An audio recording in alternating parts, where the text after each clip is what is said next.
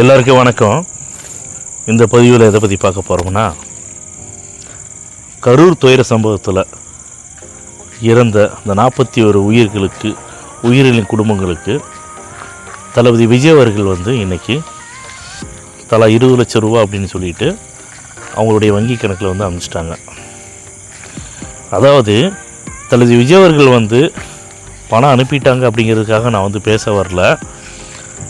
என்ன சொல்லுவாங்க அப்படின்னா, அதாவது நான் தான் ஏற்கனவே சொல்லியிருக்கேன்,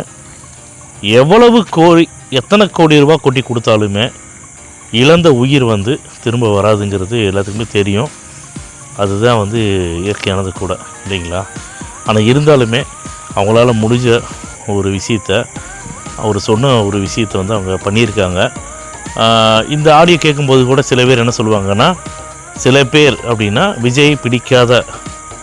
விஜய் அரசியலை பிடிக்காதவர்கள் என்ன சொல்லுவாங்கன்னா, 20 லட்சம் கொடுத்தா உயிர் வந்துடுமா, இது பெரிய விஷயமா அப்படின்லாம் பேசுவாங்க. பேசுகிறவங்க பேசிட்டு போகிறாங்க. அதை பற்றி ஒன்றும் பிரச்சனை கிடையாது. ஆனால் இருந்தாலுமே தளபதி விஜய் அவர்கள் சொன்ன அந்த விஷயத்தை இன்றைக்கி அவங்க செஞ்சுட்டாங்க. அதாவதுங்க, எல்லா சூழ்நிலையும் சரிங்க, ஒரு உயிர் ஒன்று போயிடுச்சு அப்படின்னா நமக்கு எந்த உயிர் போனாலுமே உயிர் தான். உயிர் போனது திரும்ப கிடைக்காது. அதுக்குண்டான விஷயத்தை இனி அடுத்து நான் தமிழக மக்களுக்கு சரி, மக்கள்கிட்ட நான் என்ன ஒரு விஷயம் கேட்டுக்கிறேன்னா, இந்த மாதிரியான ஒரு துயர சம்பவம் நடக்குன்னு சொல்லிட்டு யாருமே எதிர்பார்த்து யாருமே எந்த ஒரு விஷயத்தையும் பண்ணுறதில்ல, இல்லைங்களா?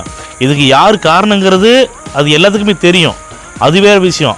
அதை பற்றி பேசுகிறோம்னா தான் தேவையில்லாத வழக்குகள், ஜெயில்கள் அப்படின்னு சொல்லி போட்டு சில கடுமையான அநியாயமான விதிமுறைகள் இங்கே இருந்துட்டு இருக்குது தமிழ்நாட்டில். அதனால் அதை பற்றி நான் பேசலை. இனி வருகின்ற நாட்களில் டிவிகே தலைவர் விஜய் அவர்கள் திரும்ப நிச்சயமாக சுற்றுப்பயணம் மேற்கொள்ளத்தான் போகிறாரு.